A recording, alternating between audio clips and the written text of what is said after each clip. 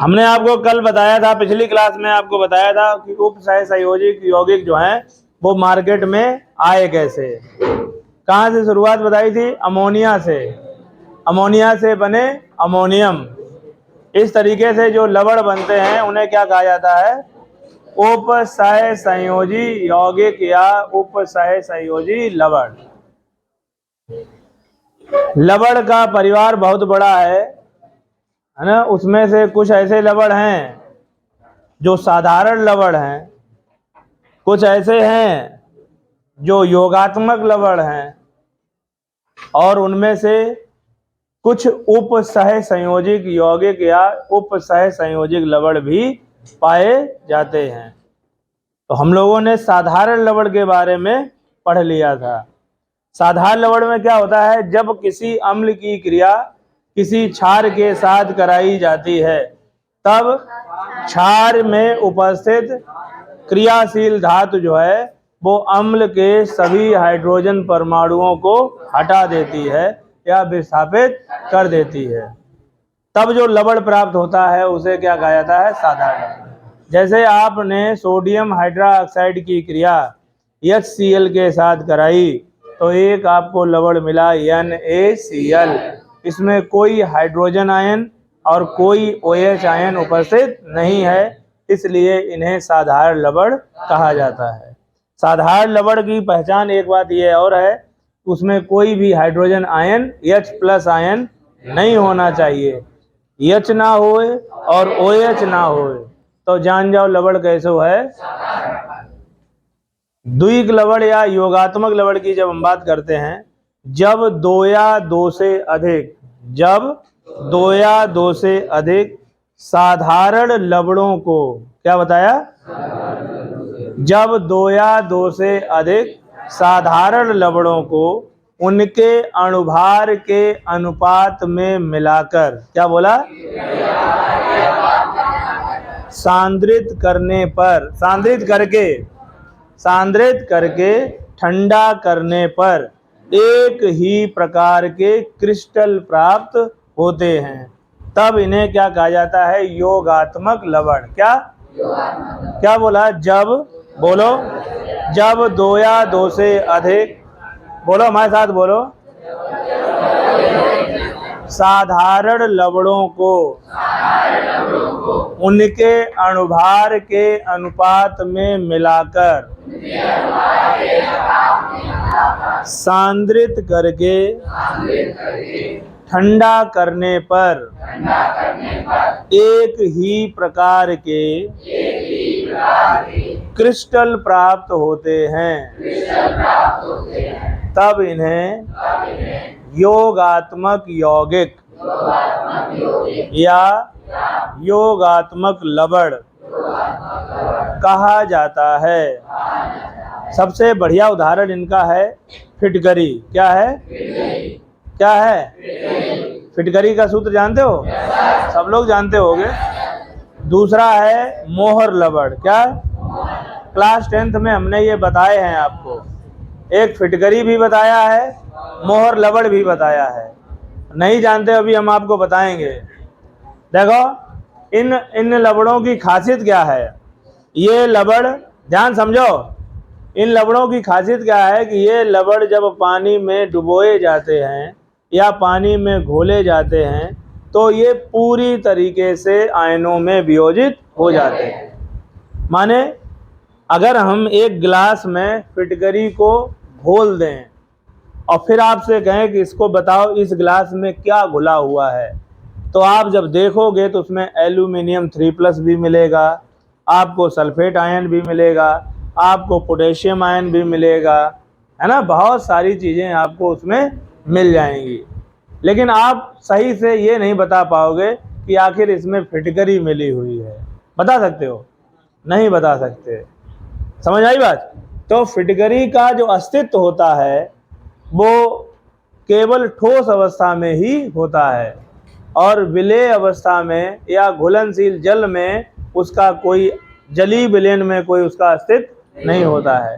और ऐसे यौगिक जिनका ठोस अवस्था में तो अस्तित्व होता है लेकिन जलीय अवस्था में, द्रव अवस्था में उनका कोई अस्तित्व नहीं होता है। इस ऐसे यौगिकों को एक नाम दिया गया है द्विक लवण। क्या? डबल साल्ट बोलते हैं, अंग्रेजी में क्या बोलते हैं? Double salt. तो क्या बताया? जब दो या दो से अधिक साधारण लवणों को उनके अणुभार के अनुपात में मिलाकर सांद्रित करके ठंडा करने से जो एक प्रकार के क्रिस्टल प्राप्त होते हैं उन्हें योगात्मक लवण या योगात्मक यौगिक कहा जाता है। बात पल्ले पड़ी? इन्हें द्विक लवण क्यों कहा जाता है अमन? द्विक लवण क्यों कहा जाता है? डबल सॉल्ट क्यों बोला जाता है? क्योंकि इनको जल में डुबोने पर ये आयनों में टूट जाते हैं। ये दोहरा व्यवहार प्रदर्शित करते हैं। ठोस में तो, और डबल सॉल्ट का मतलब क्या हो गया? बहुत सारे लवण हैं, दो लवण, दो या दो से अधिक, ऐसे कह लो। नहीं तो ये अपना दोहरा चरित्र भी रखते हैं। ठोस अवस्था में तो अपना व्यवहार दिखाएंगे, लेकिन जैसे इनको पानी में या किसी में घोला जाता है। देखो, आपको फिटकरी क्यों पिलाई जाती है? क्योंकि रक्त के जमने के लिए पोटेशियम आयन की आवश्यकता होती है, और पोटेशियम आयन सबसे ज्यादा भर भर के किसमें रहता है? फिटकरी में। और पूरा लोगे, अवस्था अगर इसकी बनी रही तो फिर ये इतना फायदा नहीं पहुंचाएगा। वहां हमें चाहिए क्या? आयन। तो जैसे ही आपने दूध में, मम्मी ने जैसे दूध में घोला या पानी में घोला, वैसे ये आयनों में टूट जाता है और हमारे शरीर में पोटेशियम आयन की सांद्रता बढ़ जाती है, जिससे रुधिर का बहना बंद हो। समझ गए? क्या समझ में आया? ये द्विक लवण क्यों है? क्योंकि ये जल में घुलकर आयनों में पूरी तरीके से टूट जाते हैं, इसलिए ये क्या कहलाते हैं? द्विक लवण। अब बैठो, अब बात आई हमारे मेन मुद्दा की, उपसह संयोजी यौगिक। क्या आया? उपसह संयोजी यौगिक। एक हम आपको एग्जांपल देते हैं। जैसे हमारे पास है COCl3 डॉट करके कह लो चाहे तो। अब आजकल इन्हें ऐसे लिखा जाता है, आजकल इस तरीके से लिखा जाता है। पहले कैसे इनकी शुरुआत हुई थी? COCl3 और यहाँ कितना था? 6NH3 था, ऐसे ही था। यहाँ 5 आ जाएगा यहाँ, लेकिन आजकल इस तरीके से लिखे जाते हैं। आप किताबों में देखते होंगे इस तरीके से लिखे रहते हैं। तो देखो, ये कैसा यौगिक है? उपसह संयोजी यौगिक है। इसमें क्या होता है? जब इसमें मेन चीज कौन है? धातु। धातु परमाणु कौन है? और धातु कौन सी है? कोबाल्ट। और ये कोबाल्ट किस ब्लॉक से आता है? D block. तो ज्यादातर तत्व जो आपको हम पढ़ाने जा रहे हैं, ये उपसह संयोजी यौगिक कौन बनाते हैं? डी ब्लॉक के तत्व। कौन? डी ब्लॉक के तत्व बनाते हैं। ये बात समझ में आएगी? सबसे ज्यादा उपसह संयोजिक यौगिक कौन बनाता है? डी ब्लॉक के तत्व बनाते हैं। अब उपसह संयोजी यौगिक होते क्या है ये समझ जाओ। या तो ये ऋणात्मक होगा या फिर ये उदासीन होगा। जब कोई धातु परमाणु, क्या बताया? जब कोई धातु परमाणु किसी अत्यधिक ऋणायन, अत्यधिक Cl कैसा रहता है? माइनस, या उदासीन अणु से जुड़ता है। क्या बोला? जब कोई धातु परमाणु अत्यधिक ऋणायन या उदासीन अणुओं से जुड़ता है, तब जो यौगिक बनता है उसे उपसह संयोजिक यौगिक कहा, उपसह संयोजी यौगिक कहा जाता है। जैसे हमारे पास एक है बढ़िया सा K4FeCN का होल 6। क्या है? ये है, ये हमने आपको पढ़ाया था, संकर लवण बोल रहे हो, याद आया? कक्षा 10 में बताओ, पोटेशियम फेरोसाइनाइड। हाँ, याद आया? ये संकर लवण ही क्या है? उपसह संयोजी यौगिक हैं। क्या है? जामे केंद्रीय धातु परमाणु कौन है? आयरन है, डी ब्लॉक का सदस्य है। किस ब्लॉक का है? अब क्या बोला? जब कोई केंद्रीय जब कोई धातु परमाणु, क्या बोला? अधिक अत्यधिक ऋणायन, अत्यधिक ऋणायन, बहुत CN माइनस बहुत ऋणात्मक हो, अत्यधिक ऋणायन या अत्यधिक या उदासीन अणुओं से जुड़ा होता है या जुड़कर जो यौगिक बनाता है उसे ही क्या कहा जाता है? तो पोटेशियम फेरोसाइनाइड एक उप सह संयोजी यौगिक होता है। क्यों होता है? कि जब हम फेरस सल्फेट की क्रिया किसके साथ? फेरस सल्फेट की क्रिया पोटेशियम साइनाइड के संग कराते हैं, माने इस विलयन में पोटेशियम साइनाइड का विलयन तब तक मिलाया जाता है जब तक प्राप्त FeCN का होल ट्वाइस का फेरस साइनाइड जो अवक्षेप मिलता है ये किस में घुल नहीं जाता है? इस विलयन में घुल नहीं जाता है। पहले तो क्रिया हुए जो मिले और ये तब तक क्रिया करते रहते हैं जब तक कि ये घुल नहीं जाता है। क्या बन जाएगा? K4 Fe, घुलो ना होता तो जो बन जाता होगा। समझ में आई कहानी? सचिन को समझ में आई? क्या बताया? उप सह संयोजी यौगिक क्या होते हैं? उप सह संयोजी यौगिक क्या होते हैं?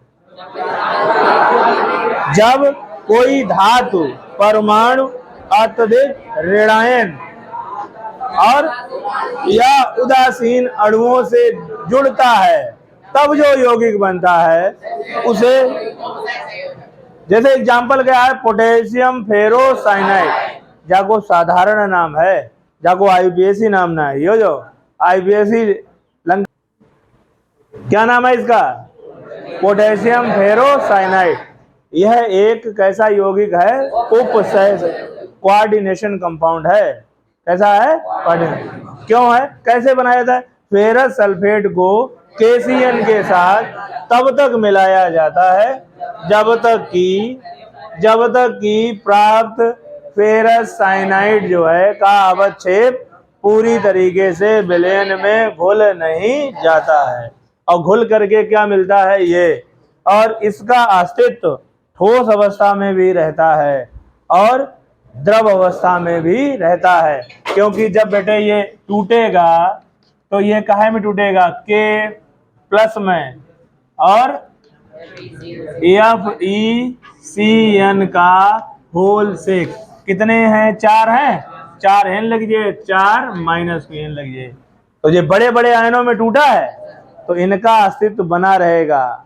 ये क्या है? फेरोसाइनाइड। क्या है? फेरोसाइनाइड। तो बड़े बड़े है ना। वहां क्या हुआ था? एल्यूमिनियम वाले में क्या हुआ था? एल्यूमिनियम अलग टूट रहा है ना, और K+ अलग टूट रहा, सल्फेट अलग टूट रहा। पानी नहीं टूटता है, जल का आयनन नहीं होता है, क्योंकि जल के 10 लाख 50 लाख अणुओं में से कोई एक अणु टूटता है, तो ये तो 24 अणु हैं।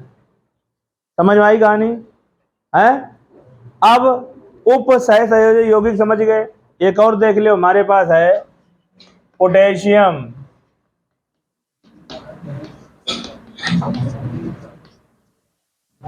जाको नाम है पोटेशियम टेट्रासाइनो निकेलेट सेकेंड। क्या नाम है? Potassium tetracyano nickelate second. इसका नाम जान लो, कैसे आया बाद में पता चलेगा। क्या नाम है इसका? पोटेशियम टेट्रा, 4 ज्यादा जानते हो, टेट्रा लगा, टेट्रासाइनो। अब साइनो क्यों आया, ओ आया क्यों आया बताएंगे। निकेलेट, निकेलेट में निकिल में 8 क्यों लगा ये भी बात बताएंगे। और ये सेकेंड क्या है? इसकी ऑक्सीकरण अवस्था है। क्या है ये कैसे क्या है आया है, ये सब बातें जो हैं बाद में करेंगे, पहले तो जानो। तो अब देखो क्या होता है। अब जैसे ये यौगिक लिखा है, इसके बारे में बहुत, जैसे मेंडल के बारे में कुछ शब्दावली थी, प्रभावी लक्षण, अप्रभावी लक्षण, और ये एक संकर संकरण, बहुसंकर संकरण, एलील, एलीलोमार्फ, ये सब बताया जाता है। ऐसे ही भैया इन्हों के लिए है, इनकी जो सत्ता जो है, इनको जो साम्राज्य है, इसे बोला जाता है उप सह संयोजन समन्वय मंडल क्या बोला जाता है, या उप सह संयोजी सत्ता क्या बोलते हैं, उप सह संयोजी सत्ता या समन्वय मंडल क्या बोलते हैं, और इसको गुरु कोष्ठक भी कहा जाता है। क्या इसे समन्वय सत्ता को साम्राज्य को काहे से प्रदर्शित किया जाता है, गुरु ब्रैकेट से, गुरु कोष्ठक माने बड़े कोष्ठक से, काहे से। ठीक, अब देखो जाके भीतर मेन कौन है, परमाणु, धातु का परमाणु कौन है, धातु का परमाणु कहलाता है केंद्रीय परमाणु। क्या ये सब तो जा वाली सत्ता का है, जा पूरी जो सत्ता में जो बंद है पूरे साम्राज्य में, ये क्या है, उप सह संयोजी सत्ता या समन्वय मंडल। इसके बाद मेन कौन है जाके अंदर, धातु परमाणु। क्या है, कोबाल्ट है या धातु परमाणु है, धातु परमाणु है, इसको बोला जाता है केंद्रीय धातु परमाणु। क्या बोला जाता है, और केंद्रीय धातु परमाणु के कक्षक पूरे नहीं होते हैं, इसे किसी से इलेक्ट्रॉन लेना पड़ता है। अभी हमने पिछली क्लास में बताया था कि कैसे कोबाल्ट ने अमोनिया के एक लोन पेयर को लिया, सबने लोन पेयर दिया। केंद्रीय परमाणु के साथ में कुछ चिपका हुआ लग रहा है, CN लग रहा है इन्हें। हाँ, इनको नाम याद रखो, इनको अंग्रेजी में भी यही बोलते हैं और हिंदी में भी लिगेंड बोलते हैं। क्या बोलते हैं, जो दूसरों को इलेक्ट्रॉन जोड़ा देता है उसे क्या बोला जाता है, लिगेंड बोला जाता है। बात समझ में आएगी। और भी चीजें हैं वो हम आपको एक एक करके बताएंगे। पहले हमें क्या सीखना है, पहले हमें सीखना है योगात्मक लवण, योगात्मक लवण के बाद उप सह संयोजी लवण या उप सह संयोजी यौगिक सीखना है, और फिर हमें सीखना है उप सह संयोजिक में जो शब्दावली है, निम्न जो महत्वपूर्ण तथ्य हैं वो सीखने हैं। उसमें सबसे पहले हमें सीखना है समन्वय मंडल। क्या सीखना है, समन्वय मंडल के बाद हमको मेन चीज सीखने केंद्रीय परमाणु, केंद्रीय परमाणु के बाद सीखना है हमको लिगेंड।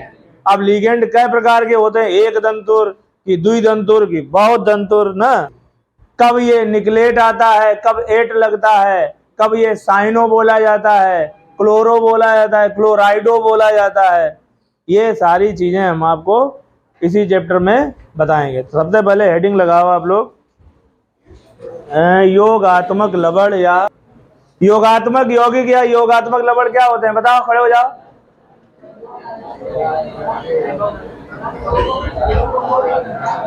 जब दो या दो से अधिक लोगों को, हाँ, सरल यौगिकों को, क्या योगात्मक यौगिकों का अस्तित्व दोनों जलीय विलयन और ठोस विलयन दोनों में है अस्तित्व, ठोस विलयन और द्रवीय विलयन में अस्तित्व है क्या,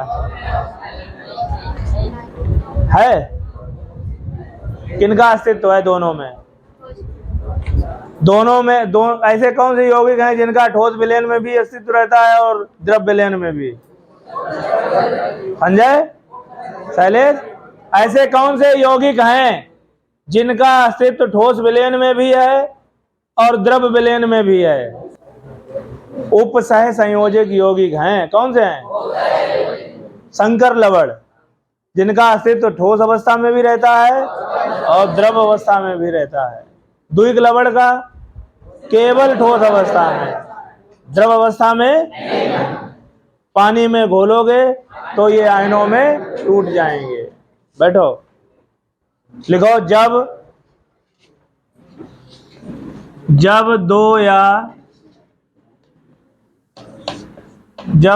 या दो से अधिक साधारण लवणों को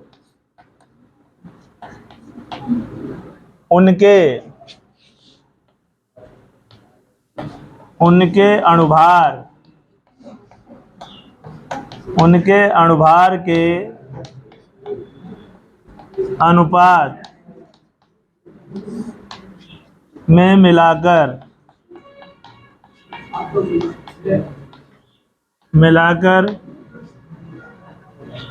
सांद्रित करके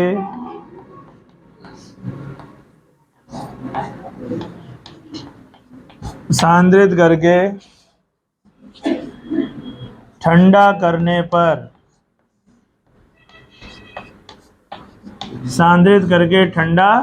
करने पर एक ही प्रकार के क्रिस्टल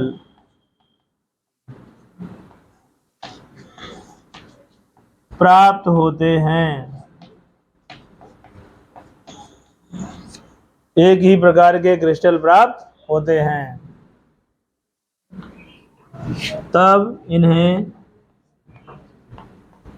तब इसे लिखो,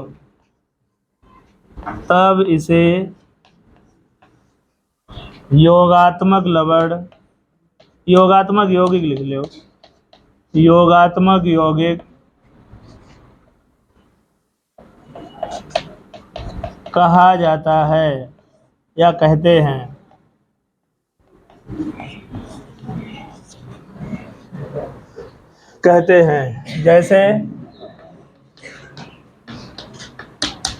जैसे लिखिए पोटास एलम, क्या लिखेंगे? पोटास एलम या पोटेशियम एल्यूमिनियम सल्फेट या फिटकरी। क्या बोला बेटे? Potash alum. दूसरा नाम क्या है? फिटकरी। क्या लिखा?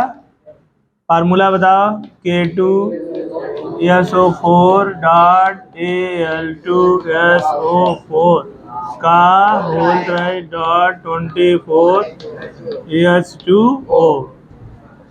ऐसे लिख लो। दूसरा मोहर लवण,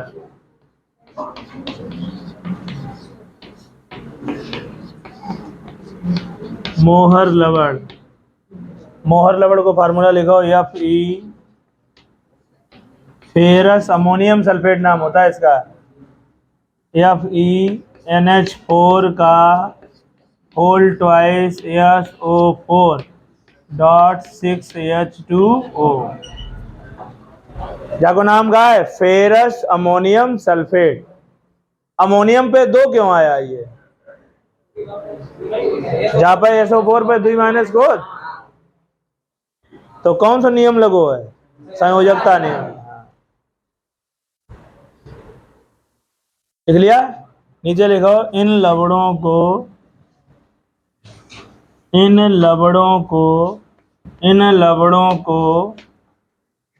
द्विक लवण भी कहा जाता है।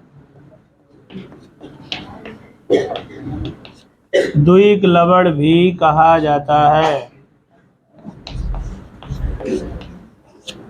क्योंकि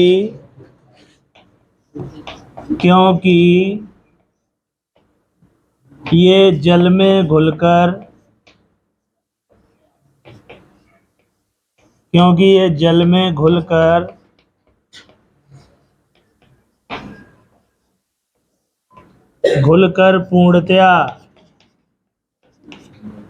पूर्णतया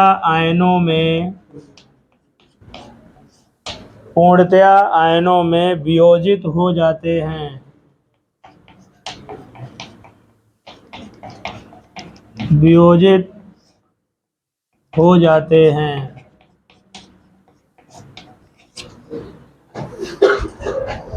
नीचे लिखो पोटेशियम है इसका, पोटास एलम का आयनन। यहाँ लिखोगे पोटास एलम का आयनन। क्या लिखोगे? बोलो। पोटास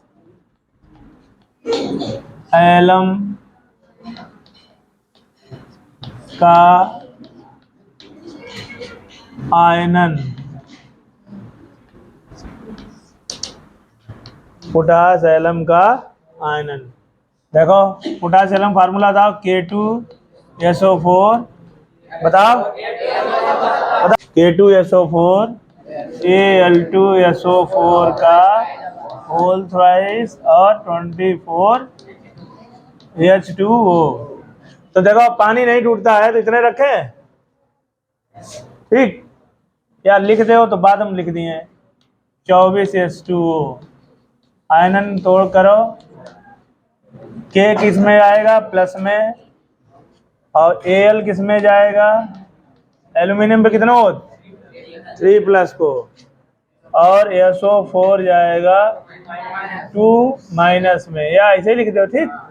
अब बताओ के कितने हैं, तो 2 आयन मिल जाएंगे पोटेशियम के, और आपको एल्यूमिनियम कितने मिल जाएंगे, 2 मिलेंगे, 2 ही मिले, और सल्फेट कितने मिले, देखो 3 1 4 कितने मिल जाए 4 ये, और यहाँ आपको मिल जाएगा 24 अणु जल के। करो फटाफट। ऐसे ही मोहर लवण का देख लो, मोहर लवण का आयनन, मोहर लवण का आयनन, मोहर लवण का फार्मूला बताओ, FeSO4 डॉट NH4 का whole rice SO4 dot 6H2O। आयनन कराओ। Fe किस में जाए, फेरस है ना, Fe जाएगा 2 प्लस में, और NH4 जाएगा +1 में, है ना, प्लस में, और SO4 जाएगा 2 माइनस में, और यहाँ क्या जाएगा, जल जाएगा 6H2O। संतुलित कराओ, यहाँ 2 लगा दें, SO4 के कई हैं, 2 हैं, हो गया। जागो पैसे नाम है फेरस, अमोनियम सल्फेट, और जागो नाम है एल्यूमिनियम, नहीं पोटेशियम एल्यूमिनियम सल्फेट। कर लिया। मैजिक पॉइंट लिखो, लिखो द्विक लवण का, लिखिए द्विक लवण तो है, डबल साल्ट, डबल साल्ट,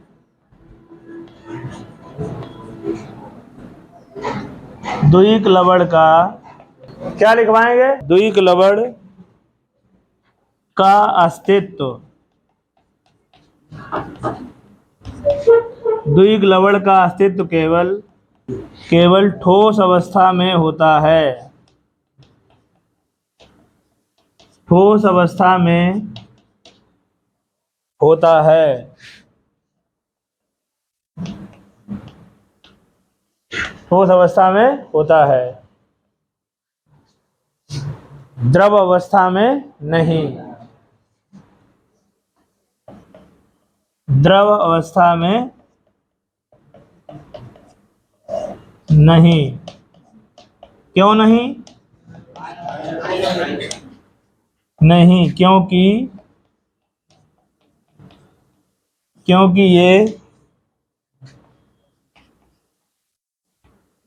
ये जल में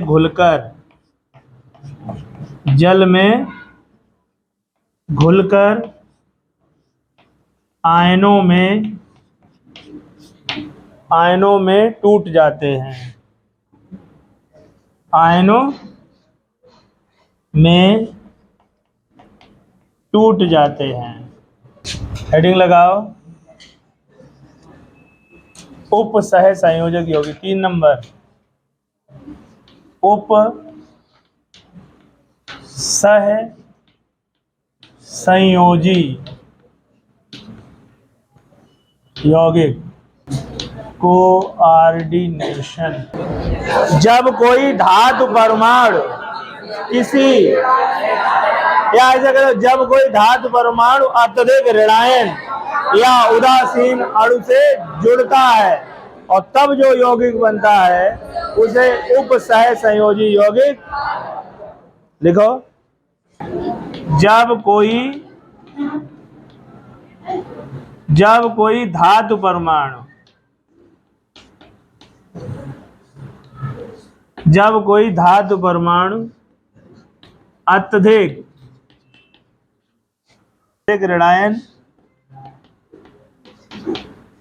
अत्यधिक ऋणायन या उदासीन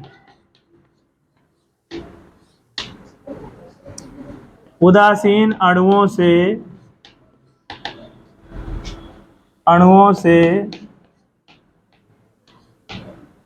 क्या बोला? जब कोई धातु परमाणु अत्यधिक ऋणायन या उदासीन अणुओं से जुड़कर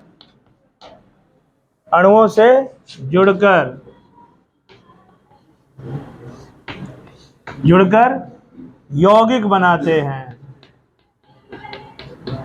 यौगिक बनाता है, ऐसे लिख लो, है ना, यौगिक बनाता है, तब इस यौगिक को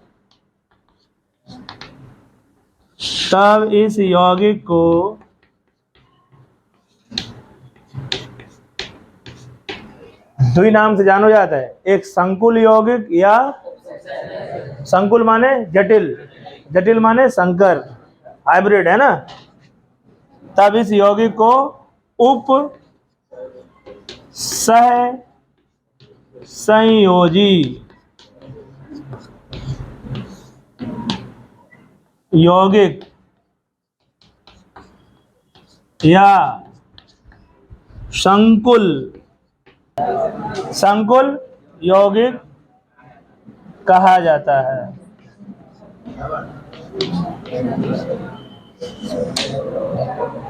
एग्जाम्पल लिखो। क्या बोला? फिर से देख लो।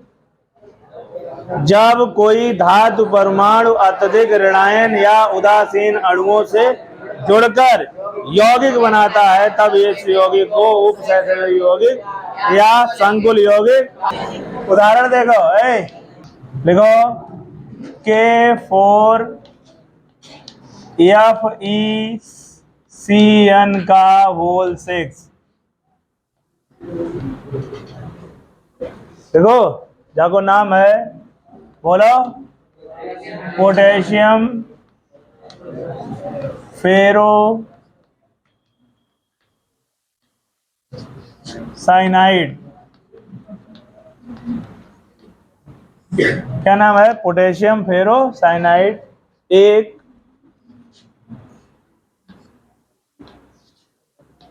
एक उप सहसंयोजी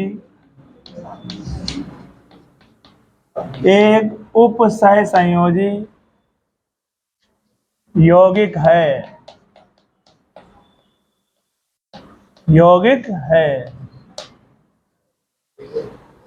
कैसे बनाया जाता है बताओ? बता चुके हम। कृष्णा बताओ कैसे बनाओ जाते हो? किसको किसके साथ मिलाया जाता है? तब तक मिलाया जाता है KCN के साथ, तब तक मिलाया जाता है जब तक कि प्राप्त फेरस साइनाइड है ना, फेरस साइनाइड घुल नहीं जाता है। घुल कर क्या नहीं बना लेता है? पोटेशियम फेरो साइनाइड नहीं। लिखो, इसका निर्माण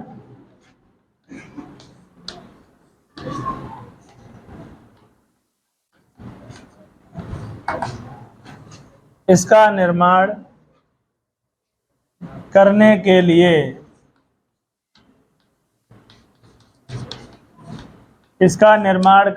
लिए बोलो, किसको किसमें?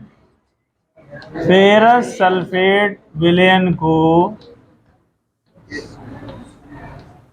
KCN विलयन, पोटेशियम साइनाइड है ना, पोटेशियम साइनाइड विलयन में तब तक मिलाया जाता है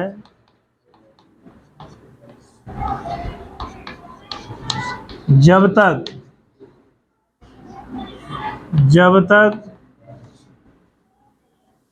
तक प्राप्त क्या मिला था? इसको मिलाने से क्या मिल जाएगा? फेरस साइनाइड मिल जाएगा। प्राप्त फेरस साइनाइड, फेरस साइनाइड का अवक्षेप, अवक्षेप घुल नहीं जाता।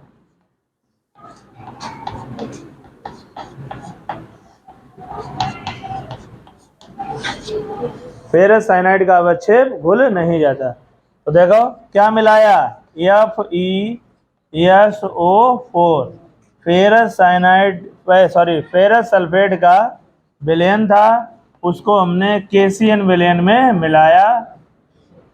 मिलने के बाद हमको क्या मिला होगा? हमको मिला होगा, जो जरूरत है वो लिख लियो, फेरस साइनाइड। और फेरस साइनाइड किस में घुल जाएगा? फिर ये आपस में घुल नहीं जाते हैं, तो यहाँ क्या बन जाएगा? K4FeCN का होल 6। ये मत लिखो, इतना ही लिखो, ठीक।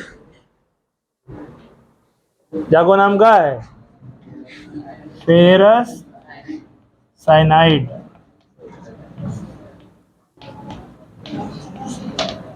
देखो ये आयनों में कैसे टूटेगा? आयनों में कैसे टूटेगा बताओ? K जाएगा प्लस में, और क्या जाएगा? Fe, हमने बताओ तो भाई, यहाँ क्या आ जाएगा? 4 माइनस का, यहाँ क्या आ जाएगा? 4 प्लस, 4 संतुलित करेंगे, प्लस होता है, ये हो जाएगा।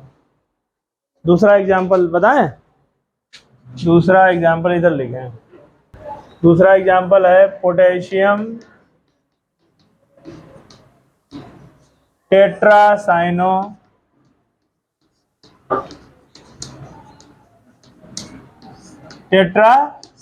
निकिलेट। निकिलेट कितनी ऑक्सीकरण अवस्था था? Second, nickelate second. तो फार्मूला का ये K2NiCN का होल 4, जो ये पोटेशियम टेट्रासाइनो निकलेट सेकेंड, ठीक कर लिया। यहां लिख लो, यह भी एक उप सह संयोजी यौगिक है। यह भी एक संकुल, नाम याद रखना, क्या कहा जाता है? हो सकता है परीक्षा में संकुल यौगिक आ जाए, तुम वहां धर रहा हो, टायर अपने सबरे जमीन में दाद ले हो, है ना, दादिया हो जाए, बन जाएगी। यह भी एक संकुल यौगिक है। मैजिकल पॉइंट लिखो, मैजिक लिखिए,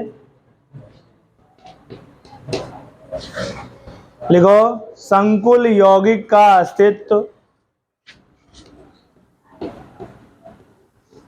संकुल यौगिक का अस्तित्व ठोस तथा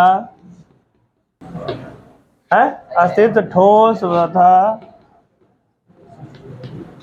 द्रव दोनों अवस्थाओं में होता है, दोनों अवस्थाओं में होता है, ठीक।